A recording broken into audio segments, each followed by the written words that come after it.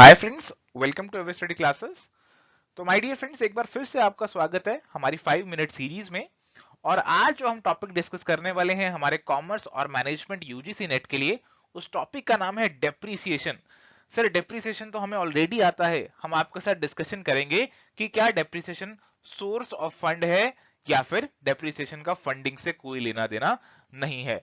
Depreciation fund flow, क्या relation है इन दोनों के बीच में, ये बात आज हमें आपके साथ करनी है। इस बात को लेकर ढेर सारी आपकी क्वेरीज भी आती हैं, इसमें पहले कुछ सवाल भी पूछे गए हैं, तो उस जो कंफ्यूजन है उसको दूर करने वाले हैं हम आज की वीडियो से। तो फ्रेंड्स, आगे बढ़ने से पहले एक बार जल्दी से आपको हमारे कोर्सेज के बारे में बता देते हैं। तो फ्रेंड्स, पेपर टू कॉमर्स और मैनेजमेंट के लिए हमारे पास फ्री स्नैपशॉट नोट्स अवेलेबल हैं, unit wise previous year papers available हैं, टेस्ट सीरीज अवेलेबल है, प्रैक्टिकल यूनिट्स का अलग से वीडियो कोर्स अवेलेबल है, सारी यूनिट्स का फुल वीडियो कोर्स अवेलेबल है, और इन सभी कोर्सेज का एक कंप्लीट कॉम्बो भी अवेलेबल है। और पेपर वन जो कि जनरल पेपर है, उसका भी मिनी कॉम्बो पैक जो है वो आप हमारी वेबसाइट www.everstudy.co.in से अवेल कर सकते हैं। चलिए, तो फ्रेंड्स, आप सभी जानते हैं डेप्रिसिएशन के बारे में।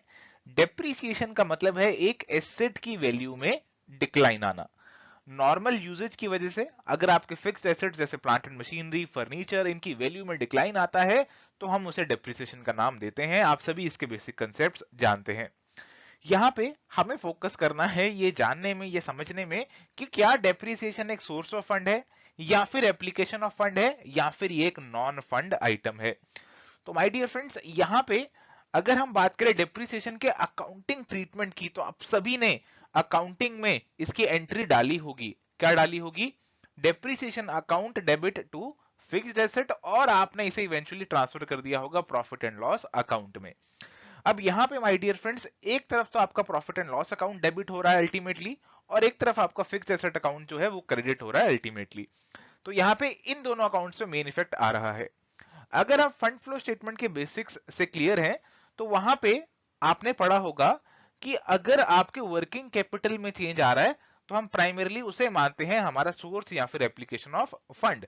अब यहाँ पे इन दोनों में से कोई भी करंट अकाउंट नहीं है, तो इसका मतलब है कि ये जो है हमारा कोई सोर्स या फिर एप्लीकेशन ऑफ फंड नहीं बना, क्योंकि दोनों प्रॉफिट एंड लॉस अकाउंट और फिक्स्ड एसेट अकाउंट हमारे नॉन करंट अकाउंट है। इसका मतलब है डेप्रिसिएशन हमारा जो है वो नॉन फंड आइटम है। It is neither a source nor an application of fund. आप लॉजिकली भी सोचें, डेप्रिसिएशन से ना आपको कोई फंड्स मिल रहे हैं, ना ही आप कोई फंड्स एक्चुअल में अप्लाई कर रहे हैं। ये तो सिंपली क्या कर रहे हैं, हम एसेट की कॉस्ट को जो है डिवाइड कर रहे हैं ओवर द यूजफुल लाइफ। यहाँ पे ये भी बताया गया कि अगर डेप्रिसिएशन एक सोर्स ऑफ फंड होता तो एंटरप्राइजेस जो भी कंपनीज हैं वो क्या करती, डेप्रिसिएशन को बढ़ाकर अपनी जो फंड्स हैं उनको बढ़ा लेती, बट ऐसा नहीं है। तो ये चीज यहाँ पे आपको पता होनी जरूरी है। चलिए, तो अब माय डियर फ्रेंड्स एक दूसरे पर्सपेक्टिव से बात करते हैं। दूसरा पर्सपेक्टिव ये है, डेप्रिसिएशन जो है एक लिमिटेड सेंस में हमारा सोर्स ऑफ फंड है। देखिए, डेप्रिसिएशन पूरी तरह 100% तो नहीं कह सकते सोर्स ऑफ फंड है, बट कुछ लिमिटेड सेंस में ये हमारा फंड का सोर्स बन जाता है। सर, कौन सी सेंस में आप बात कर रहे हैं यहाँ पे? देखिए, अब यहाँ पे बताया गया कि जो डेप्रिसिएशन है, आप अपने प्रोडक्ट्स को चार्ज करेंगे, आप अपने प्रोडक्ट्स को बना रहे हैं, तो उसके अंदर आप उनके जो भी ओवरहेड्स वगैरह चार्ज करेंगे, उसमें डेप्रिसिएशन भी एक ओवरहेड आ जाएगा। अब आपके जो स्टॉक के अंदर प्रोडक्ट अभी पड़ा हुआ है, उसके अंदर कहीं ना कहीं इस डेप्रिसिएशन का इंपैक्ट आ जाएगा। वो स्टॉक आपके लिए क्या है? वो स्टॉक आपके लिए करंट एसेट है, और जहां करंट एसेट पे इंपैक्ट आ गया, आपकी वर्किंग कैपिटल पे इंपैक्ट आ गया, और वहीं आपके फंड फ्लो पे इंपैक्ट आ गया। तो कहा कि इनडायरेक्टली ओवरहेड्स की फॉर्म में डेप्रिसिएशन स्टॉक में पहुंच जाता है, और स्टॉक आपका करंट एसेट है, तो आप कहीं ना कहीं से अपने फंड फ्लो से भी जोड़ सकते हैं। और उसके साथ साथ बताया गया कि डेप्रिसिएशन फंड्स जनरेट तो नहीं करता, बट हमारे फंड्स को बचा लेता है। आपने एसेट खरीदा तो आप डेप्रिसिएशन चार्ज कर रहे हैं। अगर एसेट ना खरीदते, आप एसेट को लेते किराए पे, आपको किराया पे करना पड़ता। अब खरीदने पे वो किराया पे नहीं करना पड़ रहा, तो डेप्रिसिएशन ने आपके फंड्स को सेव कर दिया, फंड्स को बचा दिया, तो फंड्स का ना जाना भी तो हम कह सकते हैं एक तरीके से फंड्स का आना ही हो गया। तो डेप्रिसिएशन ने हमारा आउटफ्लो ऑफ जो फंड्स है उसे रोक दिया, उसे सेव कर दिया।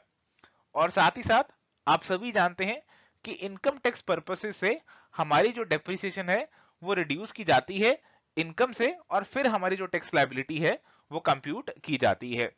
तो इस तरीके से डेप्रिसिएशन जो हमारी है टैक्स लायबिलिटी को घटा देती है, और यहां पे भी वो हमारा जो फंड का आउटफ्लो है उसे कम कर देती है।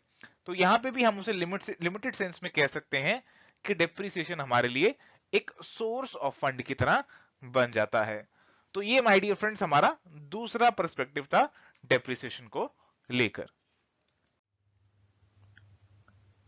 तो फ्रेंड्स यहां पे आपके लिए एक प्रैक्टिस क्वेश्चन है, आप इस क्वेश्चन को अटेम्प्ट कीजिए और अपने आंसर्स हमें कमेंट्स के थ्रू बताइए। हमें इंतजार रहेगा आपके कमेंट्स का।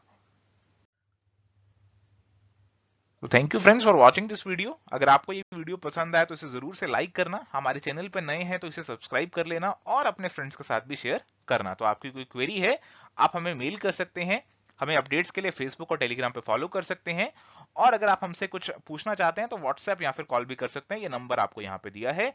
और साथ ही साथ जो हमारी फ्री लर्निंग ऐप है एवर स्टडी क्लासेस की एंड्रॉइड ऐप आप डाउनलोड कर सकते हैं अपने मोबाइल फोन्स पे, उसका लिंक आपको इस वीडियो के डिस्क्रिप्शन में भी मिल जाएगा। और बाकी सभी डिटेल्स के लिए आप हमारी जो वेबसाइट है www.everstudy.co.in वहां भी विजिट कर सकते हैं। Thank you, take care.